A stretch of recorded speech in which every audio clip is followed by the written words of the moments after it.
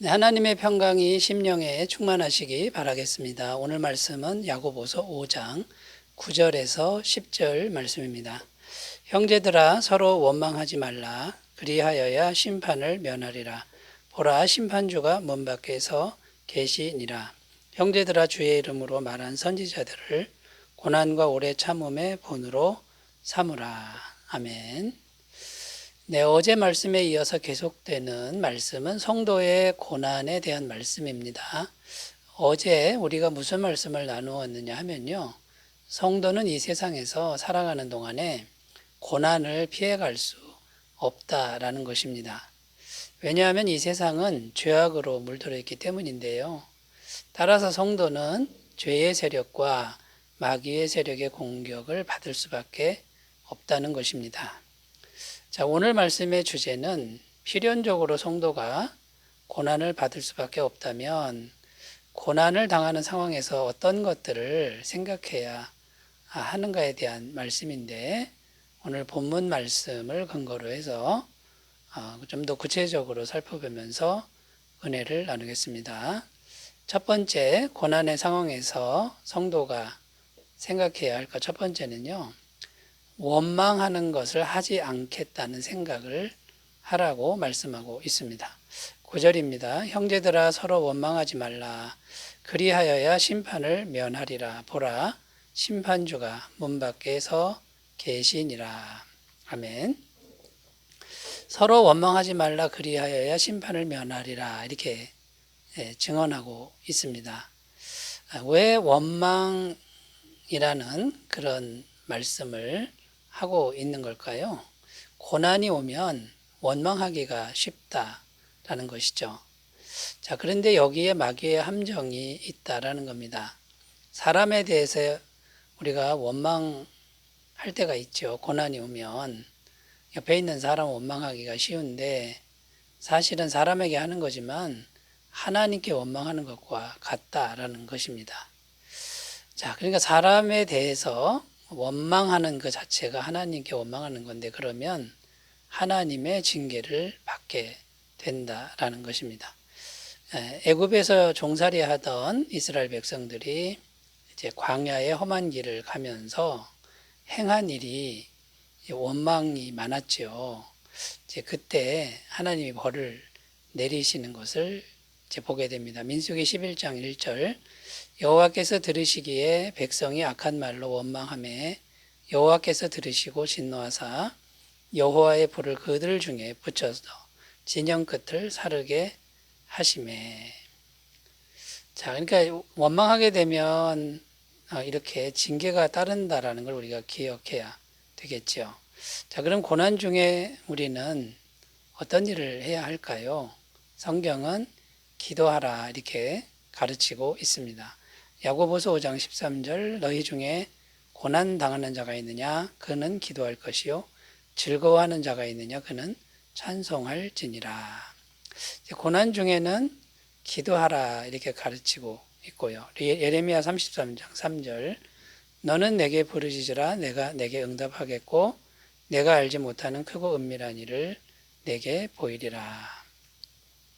이 예레미야 말씀도 이스라엘 백성들이 하나님의 징계를 받아서 엄청난 고난을 당할 때 주시는 말씀인데 부르짖어 기도하면 하나님이 응답하시겠다라는 이제 그런 말씀이 되겠습니다.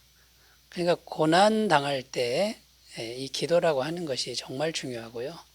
또 고난 중에 성도는 감사의 조건을 계속 찾으라고 말씀하고 있는 겁니다. 이 감사의 조건을 찾는 이유는 감사하면 하나님이 기뻐하시는 것이고요. 또 감사하는 대로 우리가 감사의 고백을 드리면 감사하는 대로 또 하나님이 환경을 바꿔주신다라는 겁니다. 시편 50편 23절 감사로 제사를 드리는 자가 나를 영화롭게 하나니 그의 행위를 옳게 하는 자에게 내가 하나님의 구원을 보이리라. 자, 감사하면 하나님이 영화롭게 되고요. 또 하나님의 구원이 있다라는 말씀이 되겠습니다. 민수기 14장 28절 그들에게 이르기를 여호와의 말씀에 내 삶을 두고 맹세하노라. 너희 말이 내 귀에 들린 대로 내가 너희에게 행하리니. 자, 고난 중에 감사하기가 쉽지는 않습니다만 감사하면 감사의 말이 여호와의 귀에 들린 대로 행하신다라고 말씀합니다. 자, 그러므로 여러분, 고난의 상황에서 우리는 원망하지 않겠다는 생각을 하시고 기도하자, 그리고 감사하자, 이렇게 나아가시는 그런 신앙 여정이 되셨으면 좋겠습니다. 자, 두 번째, 고난의 상황에서 성도는 무엇을 생각해야 할까요? 두 번째는요, 고난은 더 큰 상급을 위한 기회다, 이런 생각을 하라고 말씀합니다. 9절입니다. 형제들아 서로 원망하지 말라. 그리하여야 심판을 면하리라. 보라, 심판주가 문 밖에서 계시니라. 자, 원망하면 심판이 있다는 말씀인데요. 이 말씀은 반대로 원망하지 않으면 상급이 있다, 이런 말씀과도 같습니다. 원망하면 심판이지만 원망하지 않으면 상이 있다라는 거죠.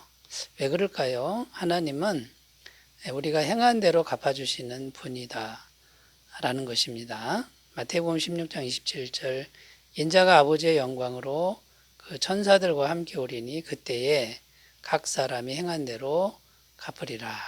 여기 성경 말씀에 보면 하나님은 행한 대로 갚아주시는 분이다, 이렇게 말씀하고 있습니다. 요한계시록 22장 12절, 보라 내가 속히 오리니 내가 줄 상이 내게 있어 각 사람에게 그가 행한 대로 갚아주리라. 자, 하나님은 상을 가지고 오신다. 분명히 상을 주신다, 이렇게 말씀합니다. 그러니까 주님이 다시 오실 때는 심판이 있지만 상도 있다라는 말씀이 이제 되는 거죠. 자, 그렇다면 여러분, 고난 중에 인내하는 것이 어떻게 상급이 될 수 있을까요? 그냥 참기만 하는데 어떻게 그게 상이 되는 것일까요? 예를 들어서 이제 이렇게 설명할 수 있는데요. 어느 대기업에 신입사원을 면접하는 그런 면접 시험이 있었습니다. 근데 이제 시험 문제를 그 사원들에게 알려주지 않고 이제 면접하는데 마냥 기다리게 했다라는 것이죠. 그리고 그 마냥 기다리게 해놓고 그 면접 보는 신입사원들이 어떻게 반응하는지를 살펴보는 겁니다. 그랬더니 시간이 계속 지나도 시작을 하지 않으니까 마음이 급한 사람들은 금세 불평하고 그 다음에 짜증내고 이런 반응을 보이는가 하면요, 어떤 사람들은 인내하면서 가만히 기다리는 그런 모습을 본 것이죠. 이게 이제 면접 시험이었다라는 겁니다. 급하게 짜증내고 그 다음에 원망하는, 불평하는 이런 사람들은 불합격이고, 조용히 인내하는 사람은 합격의 점수를 받았다라는 것입니다. 그러니까 고난 중에 우리가 원망하지 않고 그냥 인내하는 것 자체가 상이 된다라는 그런 의미가 됩니다. 시편 37편 7절 9절, 여호와 앞에 잠잠하고 참고 기다리라. 자기 길이 형통하며 악한 꾀를 이루는 자 때문에 불평하지 말지어다. 분을 그치고 노를 버리며 불평하지 말라. 오히려 악을 만들 뿐이라. 진실로 악을 행하는 자들은 끊어질 것이나 여호와를 소망하는 자들은 땅을 차지하리로다. 여러분, 세상이 악하게 돌아갑니다. 악한 자들이 득세하고 성공합니다.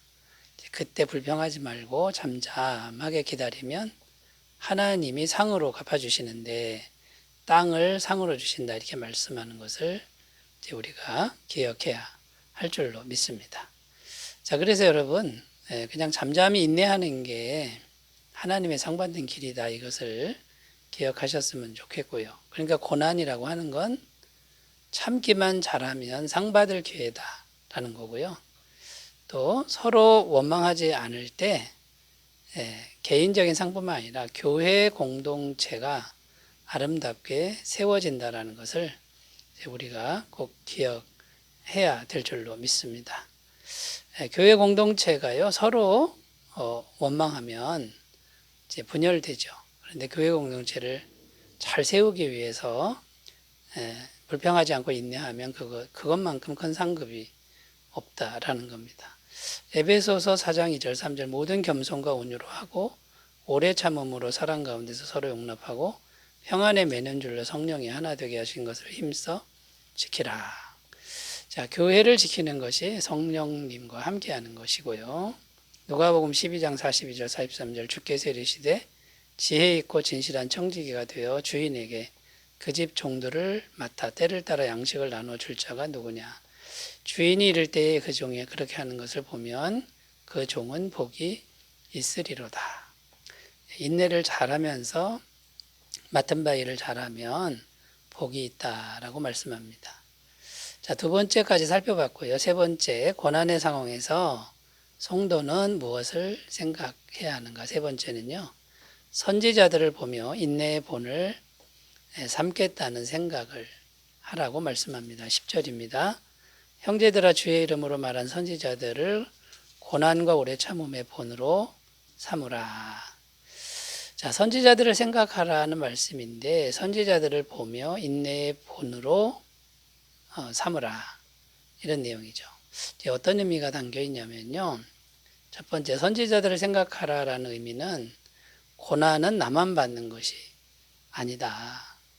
과거의 위대한 선지자들도 다 받았던 거다.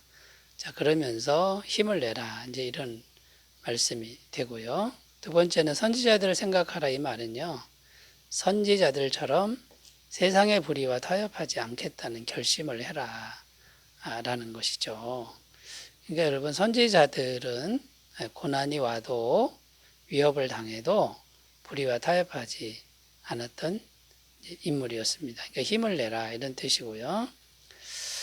그 다음에 선지자들처럼 세상의 흐름에 타협하지 않는, 세상의 흐름에 동조하지 않는 생각을 하라라는 겁니다. 여러분, 요즘에 흐르는 세상의 흐름은 어떤 것이 있습니까? 대표적인 것이 종교다원주의와 포스트 모더니즘인데요. 종교다원주의는 다른 종교에도 구원이 있다. 그러니까 사이좋게 지내자라고 하는 흐름이고요. 포스트 모더니즘은요. 절대 가치를 무너뜨리는 사조를 말합니다. 그러니까 절대적 하나님이나 또 말씀의 절대성을 부정하는 것이죠. 다 상대적이라는 겁니다. 자, 이런 흐름을 우리가 편승하면 안 되겠죠. 그래서 여러분, 이 선지자들을 보면서 우리가 고난을 겪을 때에 선지자들이 한 것처럼 우리도 그렇게 신앙을 잘 지키자라는 그런 결단이 있으셨으면 좋겠습니다. 기도합니다. 하나님 아버지, 성도에게 고난은 피해갈 수 없습니다. 그러나 고난의 상황에서 참된 영적 지혜를 주셔서 잘 인내하게 하옵소서. 예수님의 이름으로 기도드립니다. 아멘. 주님 은혜 충만하시기 바라겠습니다. 감사합니다.